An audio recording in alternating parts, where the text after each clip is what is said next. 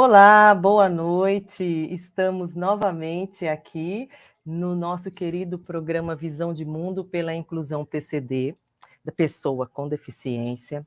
E hoje nós vamos trazer uma das mulheres mais potentes que eu conheço, que é Sheila Ventura.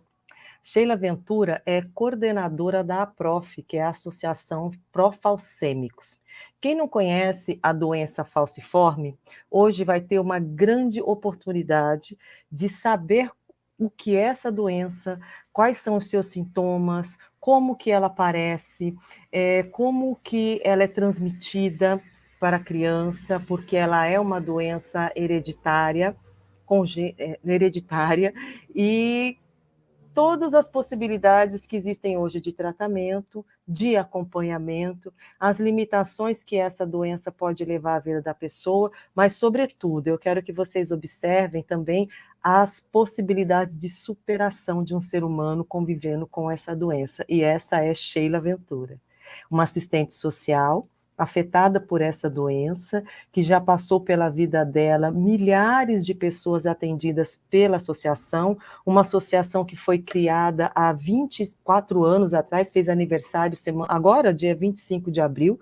Então, há 25 anos atrás, um grupo de pacientes atendidos no Hospital das Clínicas criaram essa associação. E desde então ela vem fazendo articulação no Brasil inteiro, fazendo todo tipo de advocacy, ou seja, de defesa dessa causa, conquistando o dia da consciência, da conscientização pela doença, conquistando protocolos no atendimento de saúde, conquistando pesquisas sobre essa doença e, sobretudo, lutando contra o racismo estrutural.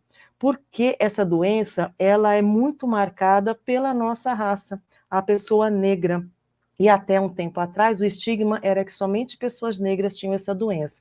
E não é uma verdade, mas por ser pessoas negras com problemas de saúde que não aparenta no rosto, vamos dizer assim, muita gente foi confundida com preguiçoso, muitas pessoas foram confundidas com desatentos, que não construíam uma vida, que davam desculpa para as dores e etc. E não é verdade. Então, o racismo estrutural também prejudicou por muitos e muitos anos nas instituições de saúde a compreensão das dores das pessoas afetadas por essa doença. A doença falciforme. A anemia é uma das variáveis dessa doença. A doença é a falciforme. Então, eu chamo aqui na tela a Sheila e eu peço para vocês bastante carinho com ela, que ela está se recuperando de Covid, está se recuperando de uma crise da anemia falciforme, né, que ela tem a anemia falciforme. Então, nós vamos conversar com ela no ritmo dela, que não é esse que vocês estão conhecendo, tá? O ritmo dela é bem mais potente, mas não é uma questão de ritmo, é uma questão de qualidade. Essa mulher tem muita qualidade para nos transferir conhecimento neste momento. Então, eu digo para você, Sheila, seja bem-vinda.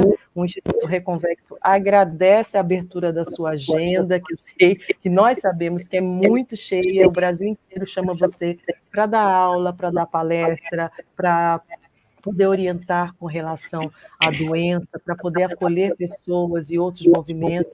Eu sei que a sua agenda é muito cheia ainda, além de tudo, é dona de casa, é assistente social, é mãe e coordenadora da PROF, então a agenda não é fácil. Sheila, obrigada por estar aqui conosco.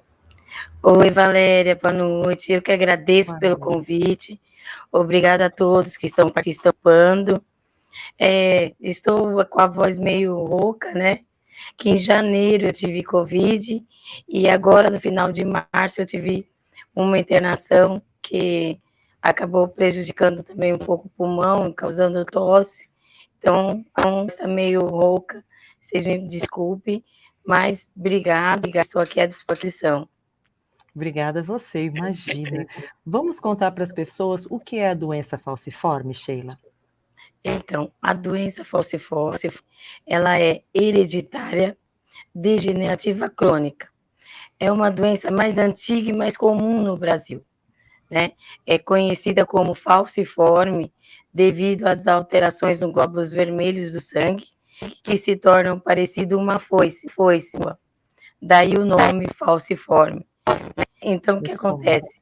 As hemácias, elas ficam em formato de foice, e aí, quando ela fica nessa má formação, elas se aglutinam uma na outra, entopem os vasos sanguíneos e ali causam, segundo os médicos, chamado infartos, né? Microinfartos, porque ele vai entupindo os vasos sanguíneos e ali o sangue não consegue circular. Um exemplo muito fácil, como se fosse um trânsito. O carro quebrou ali no meio, então não vai carro nem para frente nem para trás. É o que acontece com o nosso organismo. E o que acontece quando há essa crise vasoclusiva, né? Que vai entupindo todos os vasos sanguíneos? Os primeiros sintomas são as dores articulares, então, dores articulares, dores musculares. Então, essa dor pode começar no braço, nas costas, na caixa torácica, nas pernas, e é uma dor que muitas vezes ela anda, né? Então, ela pode começar uma simples dorzinha no braço, e aí, daqui a pouco, ela está nas pernas, quando questão de segundos, o corpo inteiro dói, né? Então, às vezes, até esse movimento fica doloroso, principalmente no frio, pode desencadear essas dores, e quando vem acompanhada com infecção, assim como eu tive uma pneumonia, né? Então, o que acontece? As dores, elas ficam mais intensas e nem a morfina consegue tirar essa dor. Então, tem que tratar primeiro a infecção para depois tratar a dor, né? Por isso que hoje nós temos um protocolo de atendimento que ele ensina exatamente que tipo de exame que o médico tem que pedir, quais os procedimentos que ele tem que ter, mas infelizmente esse protocolo não é tão conhecido ainda pelos profissionais de saúde, né? Que teria que estar ali junto na sala de atendimento daquele médico, para que o atendimento não fosse tão sofrido, né? Porque até o médico entender como é que ele tem que atender aquele paciente, que medicamento ele vai dar para melhorar a dor, que exame ele vai fazer, né? Então fiz mais sofrido. E quais medicamentos não podem dar? Existem alguns medicamentos, principalmente dependendo do quadro do paciente, né? Então, por exemplo, se ele tiver no período que ele está com uma taxa de sobrecarga de ferro no organismo, ele não pode tomar nenhuma medicação que contenha ferro, tem que tomar cuidado também com as transfusões desnecessárias, porque a gente tem um basal de hemoglobina, né? Então, vamos supor, a minha hemoglobina, minhas hemácias, o normal dela é 10. Se ela chega a 7, a 6, eu já estou ali me cansando facilmente, qualquer esforço físico, né? Causa ali uma falta de ar, um desconforto, eu fico mais pálida. Então, é a hora que mostra ali, quando ela chega a 5, é a hora que o meu organismo está trabalhando rápido, com pouca oxigenação, né? Então, aí é uma hora de fazer a transfusão.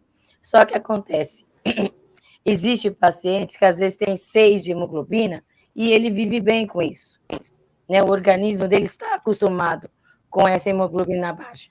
Então, ele não precisa fazer transfusão, mas às vezes ele vai para um hospital que não é de urgência, e aí o profissional entende que tem que transfundir, e aí acaba recebendo essas bolsas de sangue desnecessária, acumula sobrecarga de ferro no organismo, às vezes ele escolhe ali o baço, o fígado, o rim, né, causando insuficiência orgânica e prejudicando aquele órgão. No meu caso, nessa última internação, eu tive que receber 4 bolsas de sangue, né, porque a minha hemácia caiu muito. Toda a internação, a minha hemácia caiu muito. Então, ela foi para 3. Aí eu recebi 4 bolsas. O que aconteceu agora no último exame? Apontou que eu estou com uma sobrecarga de ferro no fígado, né? Então, futuramente, eu terei que usar medicamentos para retirar essa sobrecarga do meu fígado, porque senão, futuramente, ele pode ficar prejudicado. É por isso que a gente, inclusive, conversando com você, reforça ainda mais o título da live de hoje, né? Que são as diferentes realidades. né, de conviver com essa doença, né? Existe um básico que acaba sendo normal para todos, mas o desdobramento dela na vida de cada pessoa, ela vai acabar sendo potencializada ou minimizada ou estabilizada, muito, inclusive, o que eu percebo, eu tenho pessoa na família com o traço da doença, né? Quando eu conheci você, eu fiz o exame, inclusive, eu fui atrás desse exame, fiz o exame, eu não tenho nenhum traço e nem a doença, mas na minha família tem, né? E conviver com ela é realmente isso, é a imunidade que fica baixa, né? A pessoa é mais suscetível a gripes, né? Ela é mais suscetível a todos os tipos de doenças que se aproveitam de uma imunidade mais baixa. Mas o que eu queria dizer é o acesso à saúde e à qualidade de vida, e uma boa alimentação, e uma estabilidade econômica, né? Ela também influencia e muito no desdobramento da doença, né? Porque funções do organismo acabam exigindo isso, exigindo cada vez mais das pessoas, e as pessoas, por exemplo, uma pessoa que tem que trabalhar muito longe da casa onde ela mora, né? Ela vai estar mais tempo exposta a um transporte público, mais tempo exposta a vírus, mais tempo exposta a situações, né, posições desagradáveis, né, desconfortáveis, que fazem mal, para quem não tem já faz mal para a coluna, para joelho e etc., mas para quem tem a doença com esses microinfartos que vão acontecer, microinfartos, né, que você falou, que vão acontecendo durante o dia, assim, a gente está conversando e o organismo dela está funcionando, e está acontecendo coisas lá dentro, né? Então, eu acho que isso, ao longo dos anos, pesa ainda mais para cada uma das pessoas, né, Sheila? Pesa, porque o que você falou não é só dentro da doença falciforme, mas em várias patologias, né? Cada paciente tem ali o seu quadro clínico, o seu momento clínico. Então, assim, quando a gente diz que a doença falciforme pode causar o priapismo, né, que é uma ereção peniana dolorosa, úlceras de perna, problemas orgânicos, neurológicos, não quer dizer que todos terão, né? Não quer dizer que todos terão isso. Tem pacientes, por exemplo, o principal sintomas da doença é a dor, né? Mas tem pacientes que começam a sentir essa dor aos 30, 40 anos, ou nunca sente, né? E tem crianças que já começam ali com 6 meses. 6 meses, 1 ano, já é uma criança que conhece ali o sofrimento da dor, né? Então, essa diferença é que a gente tem que colocar, tá? Porque muitas vezes, quando a gente faz a palestra, fala ali todas as causas e complicações que a doença pode trazer, Pegou ela? né? Ou então você vai pesquisar na internet, muita gente pesquisa na internet e tem aquelas notícias ruins, né? E tem ali as notícias ruins, mostrando o quadro ruim. Tem que deixar muito claro que não é que eu, Sheila, tenho complicações da doença, outros terão, principalmente esse momento que a gente está tendo de avanços da patologia, de pesquisas, de medicamento. Então, por exemplo, quando eu nasci, existia o teste do pezinho, mas não estava inserido as hemoglobinopatias, né? Que ali aparece as doenças falciformes, talassemia e outras anemias. Desde junho de 2001, todas as crianças que nascem já são diagnosticadas. Então, aí você vê quando a gente fala em prevenção, né? Porque elas já nascem, já com o seu diagnóstico, são encaminhadas para os centros de referência, são tratadas, e ali elas terão uma melhor qualidade de vida, porque farão ali os exames preventivos, que vão apontar, por exemplo, se ela pode ter uma predisposição a ter um AVC, né, um derrame cerebral, uma predisposição para mostrar se ela vai ter problema no baço, se aquele baço chega um momento tem que ser retirado por causa da sequestro esplênico, né? Então, essa prevenção ela é muito importante. Por isso que a gente luta tanto pelo SUS, né? Para poder ter acesso a outras especialidades, porque Por exemplo, quem acompanha a pessoa com doença falciforme desde o seu diagnóstico até o fim da vida é o hematologista. Mas, como é uma doença degenerativa crônica, ela pode afetar tanto a parte óssea, quanto orgânica, quanto neurológica. Então, preciso de psicólogos, ortopedista, fisioterapeuta, né, cardiologista. E aí, quando você está com o encaminhamento, ali com o diagnóstico, e às vezes tem que esperar até 1 ano para fazer esse tratamento, então, aquilo que poderia ser tratável, né, vai chegar um tempo que já tem sequela irreversível, não tem mais como tratar. Vai agravando. Vai agravando, você vai tratar só das consequências, né? Então, é por isso que a gente luta, principalmente o papel da PROF, tem esse papel de trabalhar pela política de saúde, por um melhor acesso, um melhor acompanhamento, um melhor acolhimento, né, na área médica, para proporcionar uma melhor qualidade de saúde às pessoas com doença falciforme. E o nosso papel também é de conscientizar não só os profissionais de saúde, mas também as pessoas que vivem com a patologia. Porque muitas vezes a gente tem medo de dialogar com o profissional de saúde, porque fica aquela situação, né? O médico estudou para atender, você não. Mas tem a outro lado. Eu vivo com a patologia, eu nasci com ela. Né? Então, eu costumo dizer, eu tenho o diploma da vida. E aí a gente junta com o diploma do médico, né, a parte técnica, e vamos trabalhar em equipe. Então, ele escutar que medicação eu posso tomar, o que melhora mais a minha crise ali naquele momento, né? Então, melhorar a qualidade de escuta, né? O médico escutar melhor ali as queixas do paciente.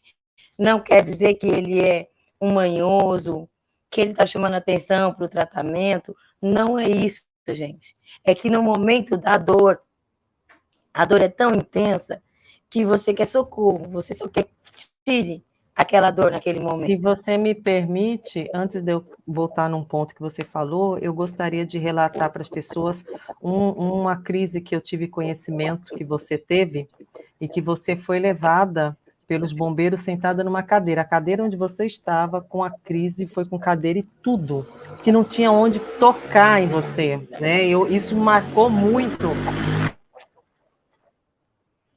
Deixa o vizinho passar. E isso marcou muito.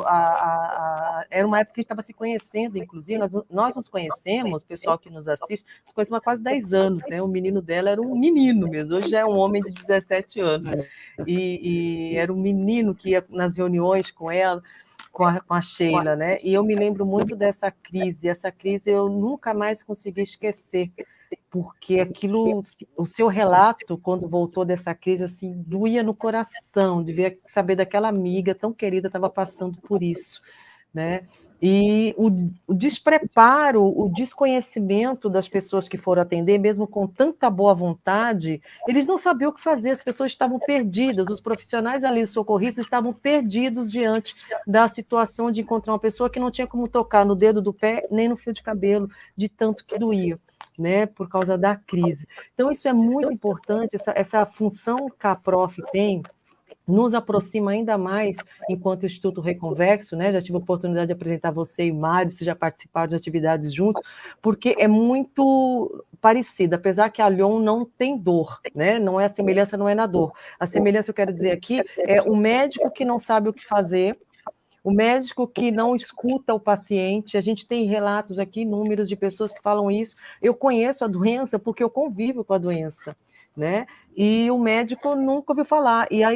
A doença falciforme não é rara. No Brasil, é um percentual muito grande, inclusive, de pessoas com essa doença, né? Enquanto a Lyon, a gente não consegue nem mapear ainda, de tão invisibilizada que ela está. Mas essa base da convivência entre quem está na área da saúde, estudou para isso, e de quem convive com essa doença, esse fosso que eu chamo o fosso do orgulho, né? O fosso da soberba, esse fosso é um grande problema.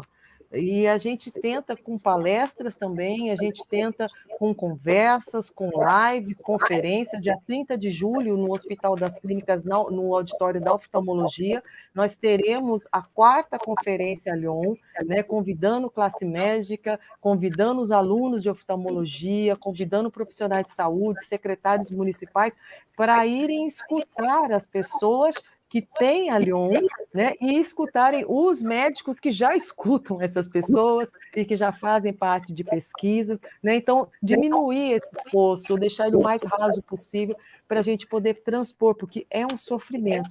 Agora, a doença falciforme, ela tem um aliado muito potente, que é o teste do pezinho.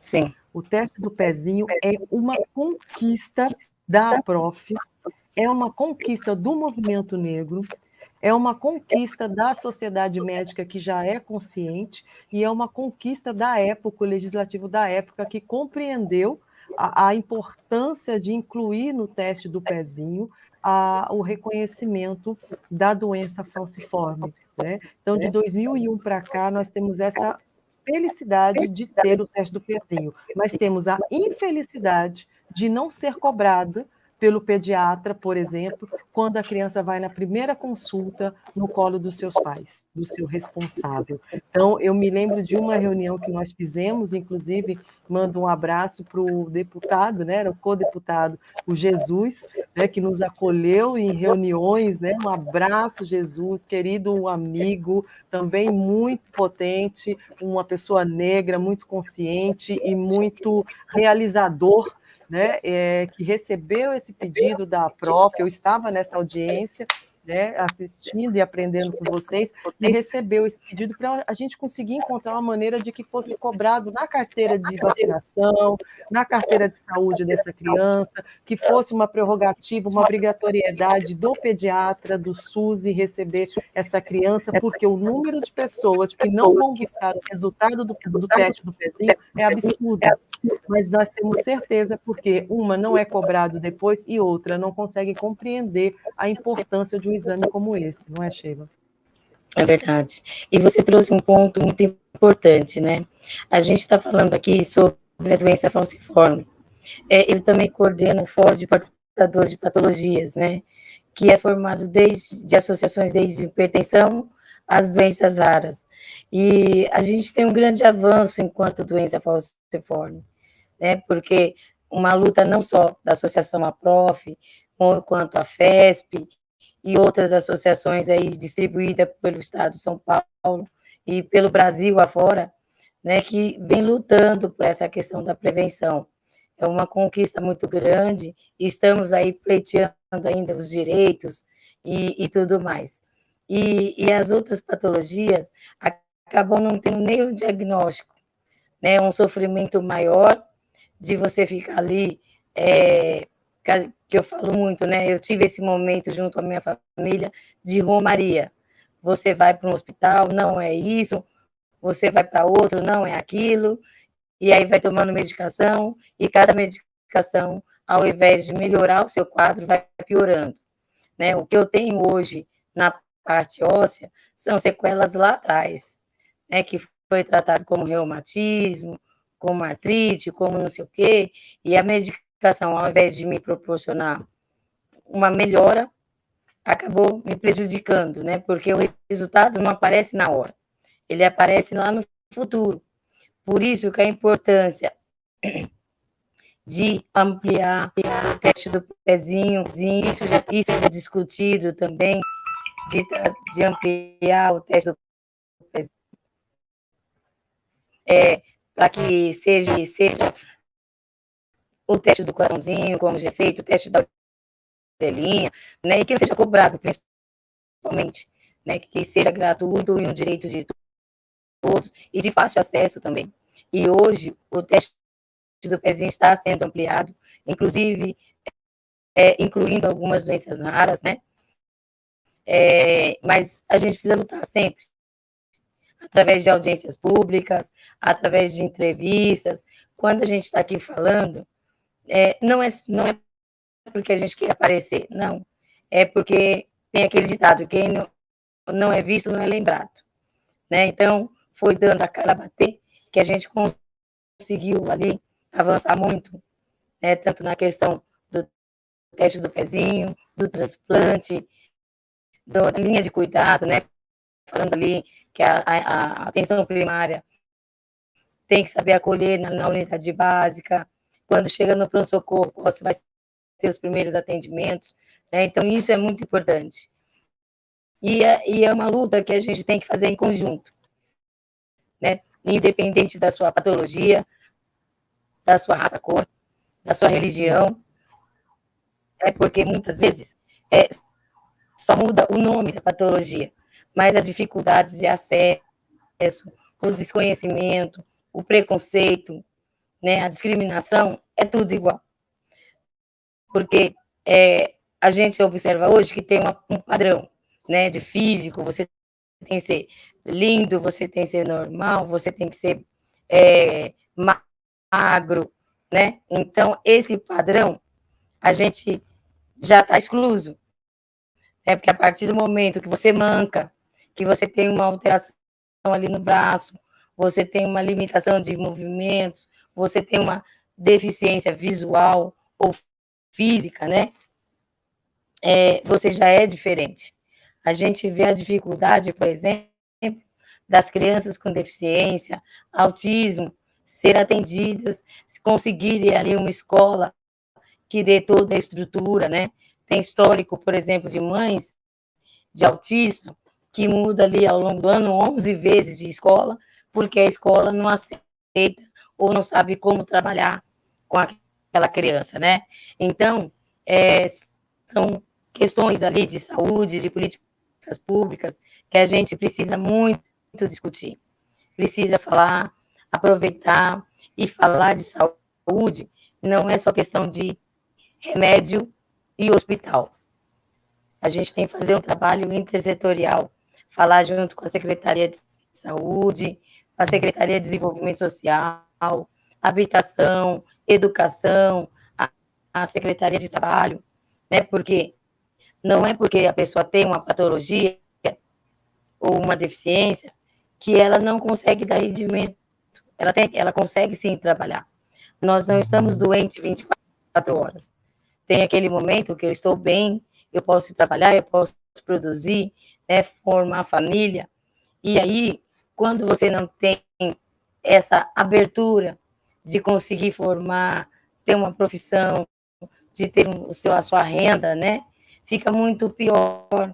Porque como que a gente vai falar de saúde, sendo que eu não tenho uma boa alimentação, né? Se eu estou com as contas ali, às vezes cortou minha água, minha luz, e aí a cabeça está daquele jeito, a depressão, né? A gente está vendo aí, estamos no momento falando da conferência da saúde mental, cada vez mais, tanto mulheres aí e homens doentes, cometendo suicídio, com depressão, ansiedade, e não é discutido, não é levado a sério, né?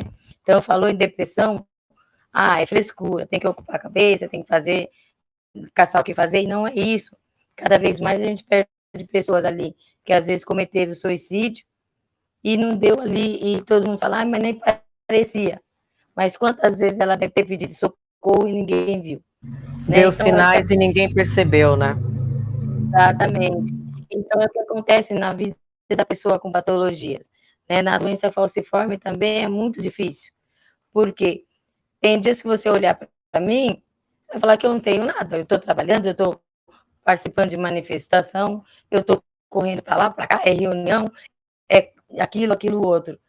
Mas, quando eu chego em casa, eu estou sentindo dores, ou às vezes na própria manifestação, você já me encontrou passando mal. Já, a última marcha da consciência negra que nós tivemos antes da pandemia foi. É assim, e quem não te conhece vai achar que você está inventando, que você está chamando atenção, né? E isso é muito complicado. Dentro do vínculo familiar mesmo, principalmente quando é homem, que ele precisa trabalhar, chega aquela fase que ele precisa trabalhar, então ele começa a trabalhar porque ele está bem, aí trabalha tudo certinho. Mas, de repente, ele teve ali um problema emocional, o trabalho dele exige ali esforço físico, né? Às vezes problemas, muita discussão, ambiente de trabalho, às vezes na família, uma separação, um divórcio, qualquer coisa, ele começa ali a desencadear as crises de dor, e aí começa a internar com mais frequência, a levar mais atestados, e aí chega uma hora que é mandado embora, e aí ele sempre está trocando de trabalho, aí vem aquilo, que é preguiçoso, né, não para em serviço nenhum, e é isso que tem que se olhar, por isso que a gente fala que esse diálogo entre as empresas, para que os empresários entendam que as pessoas têm as suas limitações, né? Então, por exemplo, entender melhor não quer dizer, você tem anemia falciforme, então eu vou te tratar. Não, tem que entender que ele não pode trabalhar ali em lugar que tem um ar-condicionado tão forte, né, que não vai fazer um esforço físico ali, é tão grande, mas tentar entender, levou o atestado, sei lá, uma forma para inserir cada vez, não excluir essa pessoa, né? Então, acho que a gente tem que discutir cada vez mais, porque às vezes esse funcionário também acaba sendo afastado, e aí tem a luta pelos direitos trabalhistas, se ele vai para um BPC, se não tem uma deficiência visual, é muito mais difícil de conquistar, né? Então, é muita coisa que a gente ainda tem que se avançar nessa questão do direito, na questão do acesso, né? Ou seja, a gente tinha que aprender que a política pública deveria também considerar a capacidade de acolhimento na sua elaboração, né? O acolhimento, a hospitalidade, né? Estar pronto para ser flexível de forma suficiente para que as pessoas dessas maneiras diferentes que são afetadas por essa doença pudessem se manter na sociedade com qualidade de vida, com qualidade de respeito, né, do recebimento, um respeito de qualidade. Ninguém está pedindo pena de ninguém, nem assistencialismo de ninguém, é o respeito, o reconhecimento que existe uma pessoa na sociedade, na verdade são milhões de pessoas na sociedade brasileira que tem uma doença que pode, em alguns momentos, ser limitadoras, mas elas não são incapacitantes. Né? Essa pessoa não tem que ser excluída da sociedade como alguém incapaz. Ela só precisa ser compreendida e ter um acolhimento diferenciado no momento da sua crise. Né? E a cada crise que se tem, ter um atendimento médico tão eficaz que as sequelas sejam as mínimas possíveis. Porque a maioria das pessoas não estão sofrendo com a crise, mas sim com a sequela da crise. Né? O momento de crise que não é bem atendido vai deixar essas sequelas, e isso é que vai se arrastando como uma corrente até o fim da vida, e somando um elo com outro, e ficando cada vez mais pesado. Né? A política nacional da anemia falciforme é assim, né? O nome Política Nacional de Atenção Integral às Pessoas com Doença Falciforme, ela tem uma das prerrogativas que é assegurar tecnicamente os estados e os municípios na organização de uma rede de atenção. Você percebe aqui em São Paulo como parte-chave da APROFE, que essa rede ela está realmente se estabelecendo, ao menos na cidade de São Paulo, no estado, como vocês atuam muito no estado de São Paulo, as pessoas estão tendo para onde recorrer efetivamente, Sheila, ou é mais uma política pública que não pegou?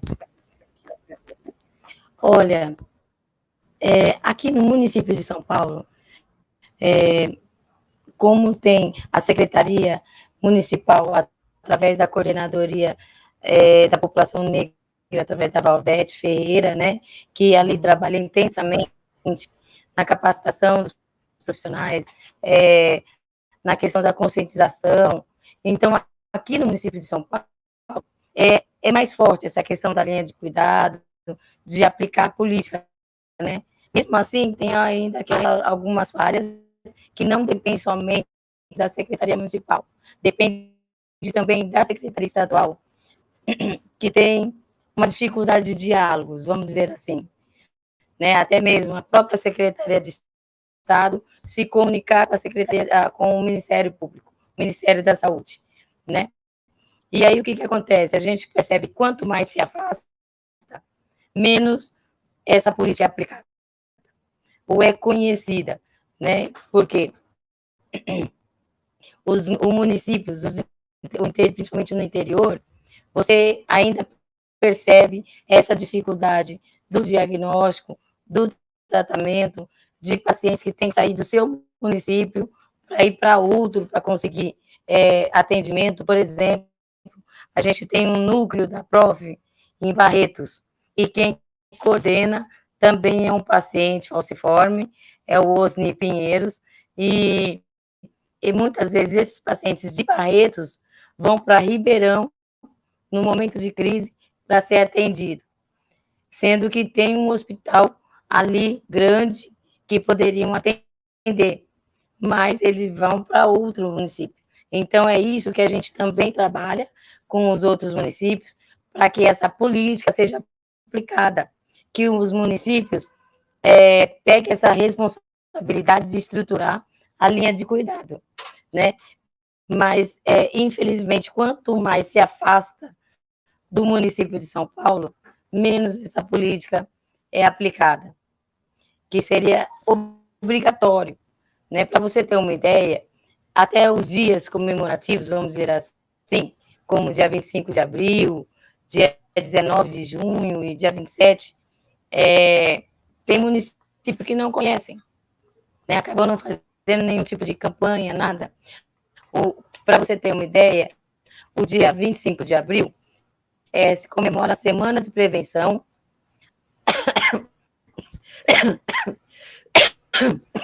desculpa, se comemora a Semana de Prevenção à doença falciforme e traço falciforme.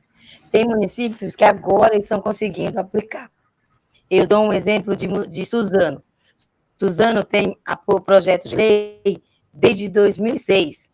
Somente essa semana que a gente conseguiu, através de diálogo com os gestores, com a Secretaria de Saúde, a gente conseguiu fazer uma ação e aplicar realmente a lei para que se faça mobilização e conscientização, né? Então, muitas vezes os projetos de lei acabam ali engavetado. Tem muita coisa que poderia avançar e melhorar, ajudar a melhorar essa estrutura, né? Mas morre, porque cada vez que se troca a gestão, entra sempre aquela gestão que não acha interessante, que não dialoga com os segmentos, com os movimentos, para saber se eu posso tirar ou não, ou se a gente pode melhorar, né? Infelizmente, tem aquela gestão que entra, isso aqui não é interessante, engaveta.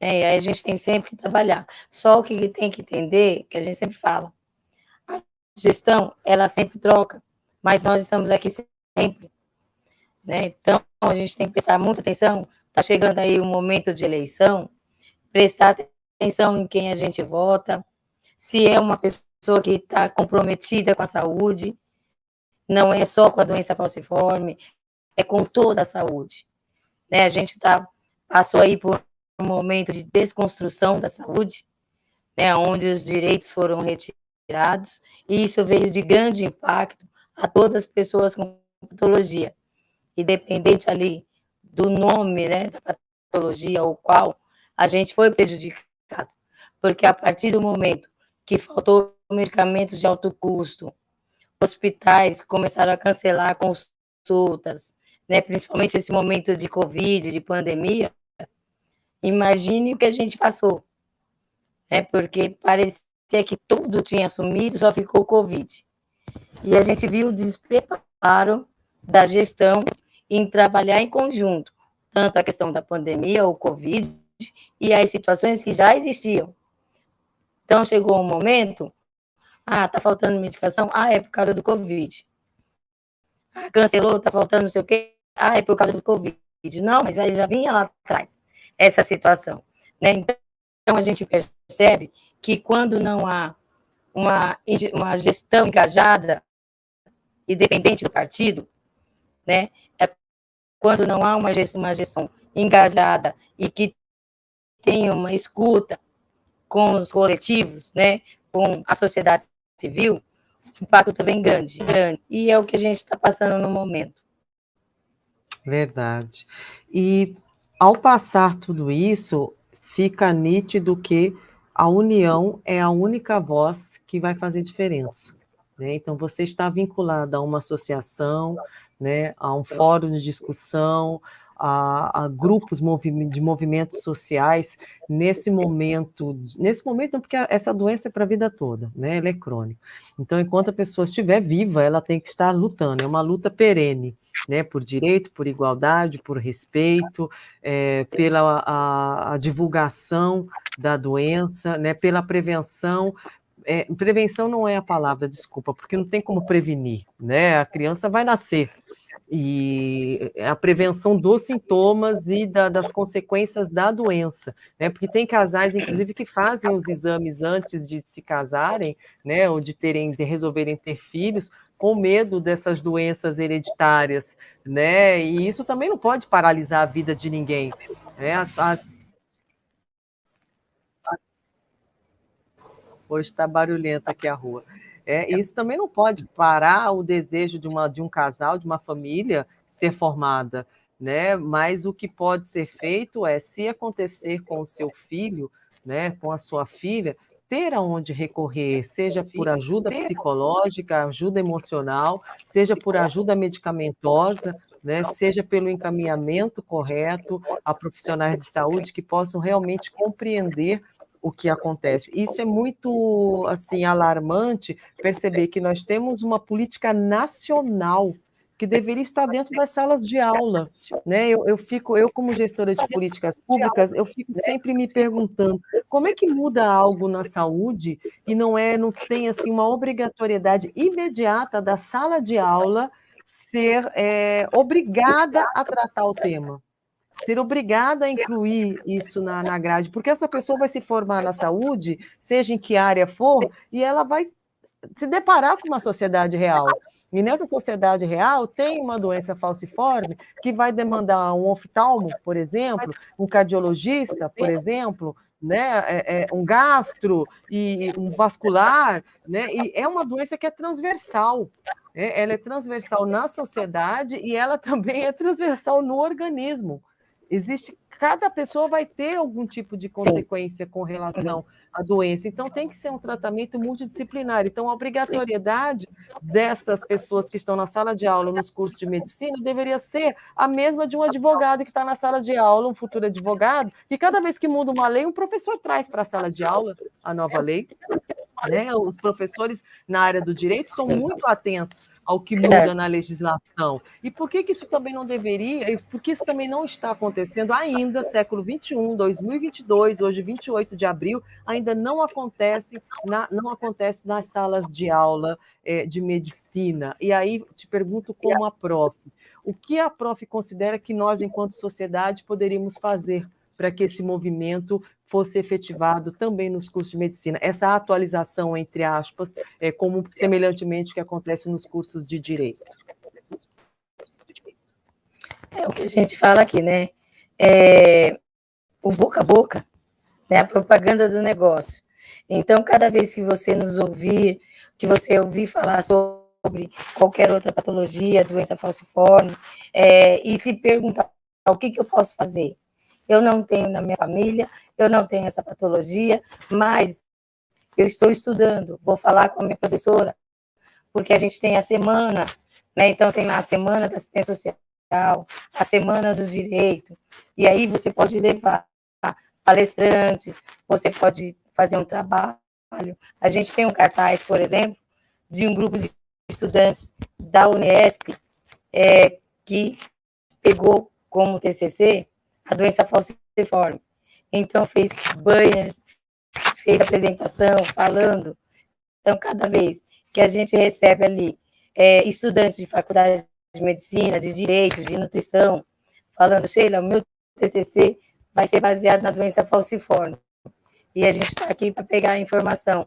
Isso é um avanço, porque cada faculdade, né, que conseguir melhorar ali o seu conhecimento, agregar mais o seu conhecimento, a gente vai avançar. Né? E muitas vezes pedir também que as pessoas os próprios gestores. Não coloque ali seus partidos políticos antes das vidas, né? Porque muitas vezes a gente percebe até dentro dos movimentos. É porque o partido tal fez tal projeto de lei, então eu não apoio, né? Os gestores também. E às vezes é um projeto de lei que vai contribuir muito com a qualidade de vida, com o avanço ao tratamento, mas não me interessa porque foi o outro partido que fez. Então a gente tem que quebrar isso também, né? Porque a partir do momento que a gente começa a discriminar, né? Vamos dizer que é uma discriminação por causa do meu partido ou por causa da minha religião, o impacto vem forte. E não vem forte para aquele lá na ponta, não. Vem forte daquele que está lá precisando, está no leito, está hospitalizado, está com uma sequela que não tem mais, uma sequela irreversível, né? Então, pedir à população que comece também a divulgar. Você não precisa ser médico ou enfermeiro, ou então pesquisar mais e ficar ali na neura, não é isso, mas pesquisar e ajudar a divulgar, que às vezes você tem dentro da sua família uma tia, ou um tio, ou um irmão, que está fazendo vários exames, tomando vários medicamentos, e essa pessoa nunca está bem, porque está fazendo um tratamento incorreto, né? Então, a partir do momento que você fala, olha, eu assisti uma palestra que tem alguns sintomas assim, você já fez tal exame? Vamos lá fazer? Né? Então, a informação, ela também salva vidas. Então, o que a gente pede aqui, seja o nosso porta-voz, né? Comece a também a divulgar, a levar, aqui como você falou também, da deficiência visual, vamos pesquisar mais, porque muitas vezes fica a falta de empatia, né? Por que eu estou ouvindo isso? Por que eu vou falar disso se eu não tenho? Se eu não vivo a situação, né? Então, acho que a gente tem que começar a ter empatia com os outros. A partir do momento que a gente ter mais empatia com a dor do outro, as coisas avançam. Porque quando a gente pede ajuda, muitas vezes a pessoa entende assim, ela vem pedir dinheiro. Não. Às vezes só o divulgar um espaço, como você sempre deu aqui para a gente, né? Aquela audiência pública lá na Assembleia, esses espaços para a gente é fundamental. Os poucos minutos que a gente tem do direito à fala, né? Mostrar o outro lado, porque muitas vezes quem tem patologia, quem tem deficiência, fica nos bastidores, né? A gente fica nos bastidores. E muitas vezes quem fala por nós, ou é um médico, ou é o cuidador, e quem vive com a patologia fica nos bastidores. Então, eu sempre falo aqui para os meus irmãos de foice, né? Que é como a gente chama as pessoas com doença falciforme. Porque não somos irmãos de sangue da mesma mãe, da mesmo pai, mas da mesma foice, né? E sentimos a mesma dor. A gente tem que começar a ser protagonista da nossa história, né? Então, não é só para as pessoas com doença falciforme, as pessoas com deficiência, as pessoas com deficiência visual, os cadeirantes, a gente tem que começar a ser protagonista da nossa história, né? Porque muitas vezes alguém fala por nós. Nós que temos que começar a falar, a dar a cara a bater, porque a dor que eu sinto, muitas vezes é diferente da tua. A sua visão é diferente da minha, né? Então, é a partir do momento que a gente tem empatia com a dor do outro, com o problema do outro, é que a gente vai começar a melhorar, é que você vai poder ajudar muita gente. Então, quando a gente pede ajuda, não é só questão financeira, é de você conseguir ali se informar mais, né, ir atrás. Às vezes você ouviu lá atrás um familiar ou alguém que estava precisando de ajuda, mas o problema não era seu, você seguiu em frente.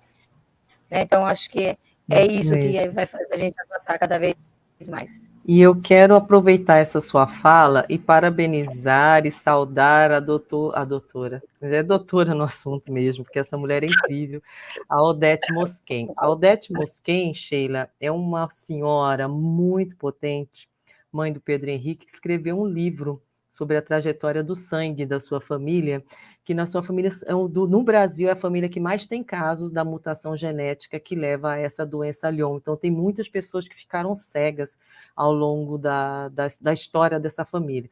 E ela mobilizou faculdades, universidades, para que as pesquisas se estabelecessem. Então, quem fala de Lyon no Brasil tem que conhecer a dona Odete Mosquen. Então, é muita honra ela estar aqui com a gente, né? Essa mulher incrível que esteve conosco na segunda conferência Lyon, que aconteceu aqui em São Paulo, e nos dá uma aula de determinação, né? Porque quando isso chega ao seu filho, e mãe é uma coisa muito, muito forte, e quando chega na vida do seu filho, ela toma posicionamentos que mudou a vida de muitas pessoas, né? A construção, inclusive, do Instituto Reconvexo vem muito baseada na força da Dona Odete. E você tem toda a razão quando fala sobre a empatia. Essa empatia é o que nós precisamos trabalhar. Não é porque não é comigo que não é problema meu. Nós somos irmãos de sangue, sim, nós somos seres humanos. Nós estamos num único planeta, nós estamos numa única casa, nós estamos interligados, Ubuntu, né? Uma pessoa está bem porque a outra está bem. Não dá para ter uma sociedade saudável enquanto corpo social se tem pessoas doentes, sofridas, né? E aí a gente pode colocar esse leque de tipos de sofrimento, né? São Paulo, nós temos milhares, o número de pessoas que estão nas ruas nesse momento, despejadas porque não conseguiram mais pagar aluguel, né? Morando em barracas. Isso é uma doença social, uma sociedade que não consegue transformar um espaço em habitações com qualidade para os seus. Né? Então, esse é um problema. Né? Uma pessoa com deficiência, hoje no Brasil são 45 milhões a estimativa de pessoas com algum tipo de deficiência, né? E essas pessoas onde estão? Nós não encontramos essas pessoas na rua. Elas estão muitas vezes trancadas dentro de casa porque é uma cidade violenta, é um país violento, é um país sem acessibilidade, é um país sem condições de oferecer verdadeiramente qualidade de vida para essas pessoas. Eu assisti recentemente o canal de uma moça que é deficiente visual e que ela foi para a Espanha, salvo engano, Espanha, e ela percebeu, peraí, não sou eu que sou deficiente, é o meu país que é deficiente, porque lá a mobilidade dela foi tranquila. Né?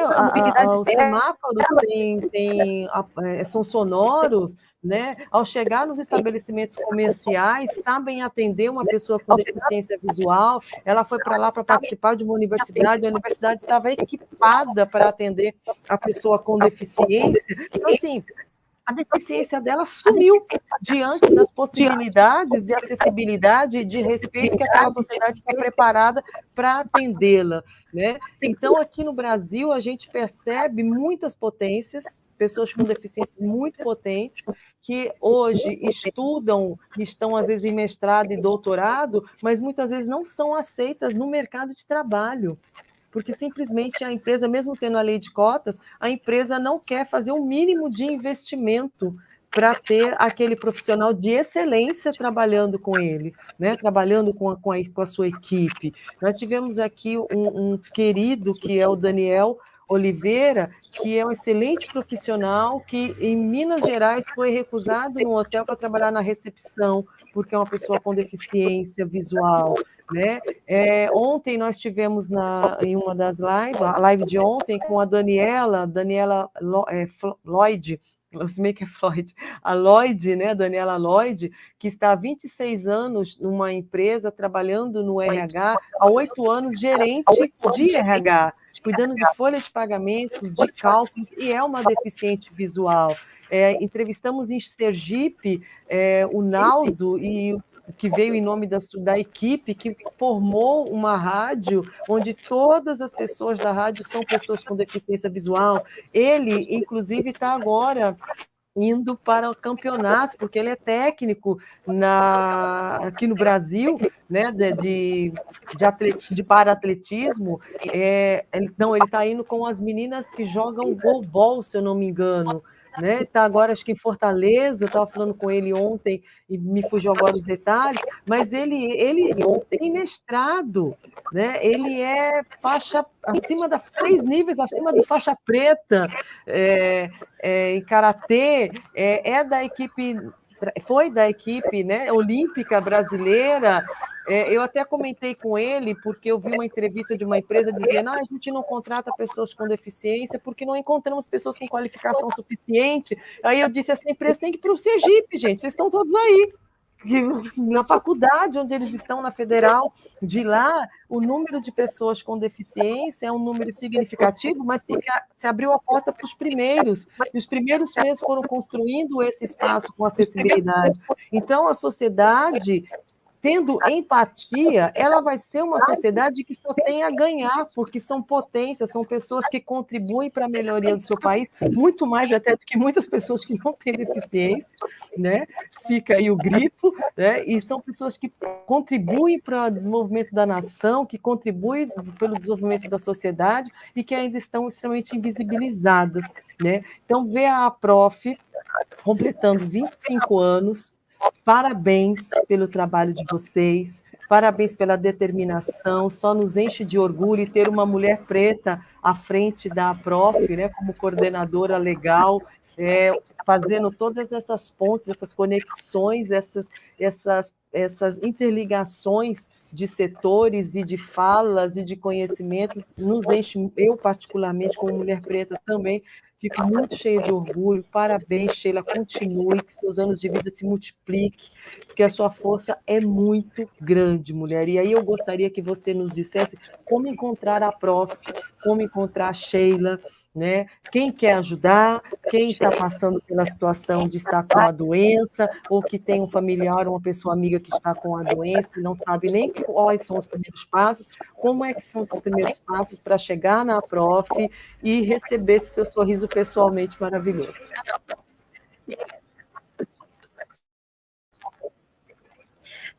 Nós estamos localizados ali atrás do Hospital Pérola Byton, bem aqui no centro da cidade, próximo ao metrô São Joaquim, na rua Conde de São Joaquim, número 179, na Bela Vista. O horário é sempre das 10 às 17 horas, todos os dias a gente está. Às vezes a pessoa trabalha, se quiser marcar com a gente no dia de sábado também. Atualmente, essa semana, eu estou afastada ainda, porque eu estou em processo de recuperação, né? Mas a associação sempre tem pessoas lá para estar atendendo, e será muito bem-vindo, não é cobrado nada. Pode ir, tirar suas dúvidas. Às vezes a gente pede, se tiver algum exame que a pessoa tem dúvidas e tal, pode levar, porque se a gente não souber explicar, a gente tem um comitê científico que a gente pode estar consultando para ajudar a explicar direitinho. O horário já falei, né? E a gente também agora parou por causa da pandemia, mas sempre o último sábado do mês a gente realiza as rodas de conversa, né? E nessas rodas de conversa a gente sempre traz um especialista, às vezes um hematologista, uma enfermeira ou uma assistente social, para estar sempre trazendo ali uma conversa sobre direitos previdenciários ou o autocuidado, né?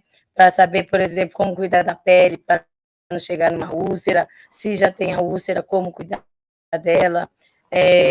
O hematologista, para você saber um pouco da doença do sangue, o que é a doença falciforme também.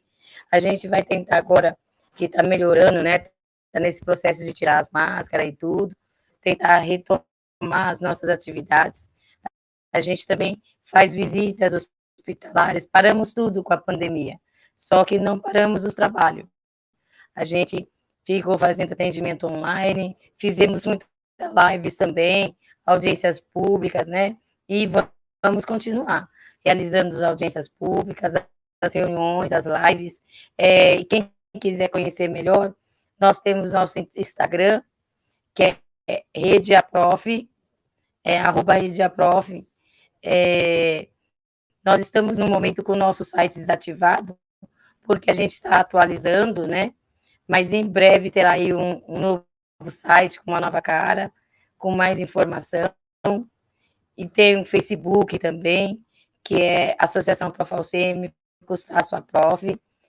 Ali a gente coloca todas as atividades, tem meu WhatsApp também, 24 horas está funcionando.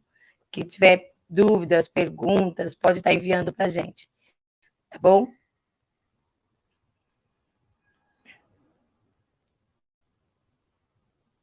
Opa, fiquei com o microfone fechado. Excelente, excelente. Então, o contato com vocês é de facílimo acesso. Eu vou deixar também na descrição desse vídeo o Instagram da Prof. Vou deixar também o endereço do site, né? Porque as pessoas vai ficar gravado, então, em algum momento, ele volta e a pessoa entra, ele já está aqui. Que o endereço não muda, né? O que vai mudar agora é a atualização do conteúdo, o novo design, que vai ficar ainda mais bonito, né? Vai ficar ainda com mais possibilidades de compartilhamento de informações. Então, eu vou deixar tudo aqui na descrição da nossa live de hoje. Sheila, muito obrigada por ter nos dado aí essa 1 hora do seu tempo, né? Você poderia estar descansando e você abre mais uma vez a sua vida para a gentileza, né? Para a hospitalidade, para o acolhimento, né? Muito obrigada. E só por isso acho que a sua energia vai se multiplicando cada vez mais, porque é muita gente torcendo por você, torcendo pelo seu menino tem o traço, né? Da doença falciforme, assim como eu tenho familiares que têm o traço, então a gente torce muito por vocês, contem conosco sempre, nós estamos à disposição, o espaço é também da APROF, esse espaço aqui é um espaço de educação popular, vamos dizer assim, né, chamando o nosso querido Paulo Freire para a conversa, né, saudoso professor, nossa, que nos dá essa oportunidade de dizer o seu conhecimento vale, né? Com faculdade ou sem faculdade, isso é um degrau na vida, porque o conhecimento que você carrega e que muitas pessoas carregam, mesmo sem ter formação sobre essa doença, ela é muito rica e merece realmente ser ouvida. Então, eu te agradeço, desejo para você que você seja muito feliz, muito bem-sucedida, né? As audiências públicas que venham, estamos aqui para divulgar também, ajudar no que for possível, e que não for possível, a gente sai procurando ajuda junto, né? Porque o negócio é fazer, é entregar, né? E eu quero parabenizar mais uma vez a Prof pelos 24 anos, vida longa para a Prof, para todas as meninas que lá trabalham, que são voluntárias também, para todos os rapazes que lá são voluntários, e dizer para vocês que vocês podem doar para a Prof, vocês podem ajudar a Prof, inclusive com roupas, com equipamentos, com mobiliários, porque eles têm um bazar que é mantido perenemente, né, o tempo todo. Então, o ano inteiro tem esse bazar. Então, o que você tem na sua casa de boa qualidade, que dá para outra pessoa utilizar, entre em contato com a Prof, organiza lá a entrega ou a retirada da melhor maneira possível e colabore com esse bazar, que é um bazar muito bom e muito bem-vindo na Bela Vista. A Bela Vista que estamos falando é na cidade de São Paulo. Nós temos pessoas aqui no chat que não são de São Paulo, então é na cidade de São Paulo. E pela Prof, por esse contato com a Sheila, você também vai poder ter contatos com outras associações, então, buscar a informação na sua região, quem pode te atender, quem pode te acolher nessa rede de atendimento das pessoas com a doença falciforme. Sheila, muito obrigada. Vou finalizar aqui e deixar a despedida contigo, que você possa trazer uma palavra para quem está te escutando agora, especialmente a palavra da Sheila Potente, né? Essa palavra positiva, de esperança. Então, eu deixo a fala com você e muito obrigada por ter estado conosco.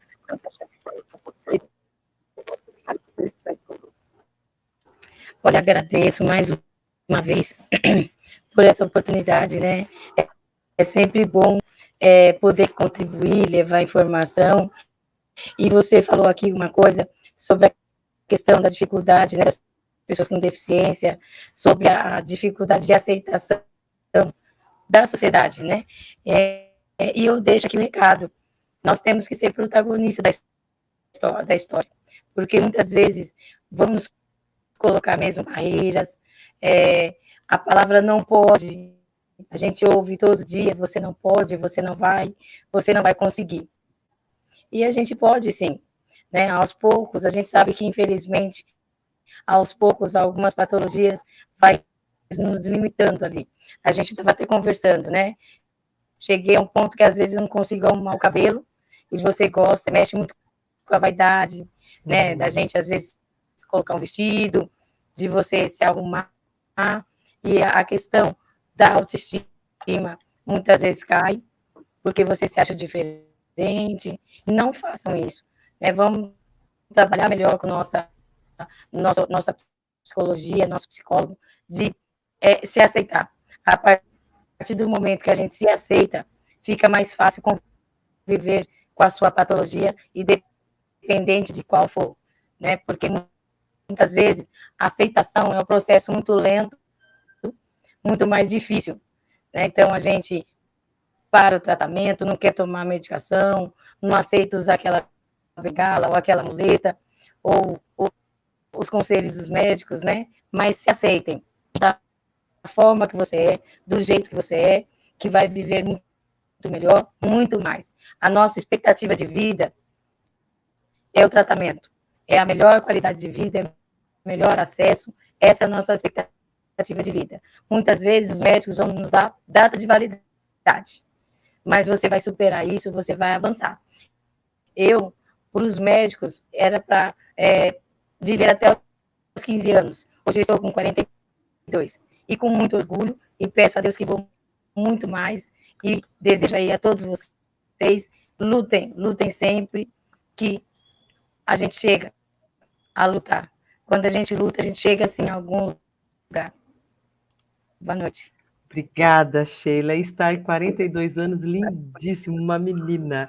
Vocês precisam conhecer a Sheila pessoalmente. Visitem a Prof, vocês também. Um abraço, um beijão e até semana que vem. Valeu.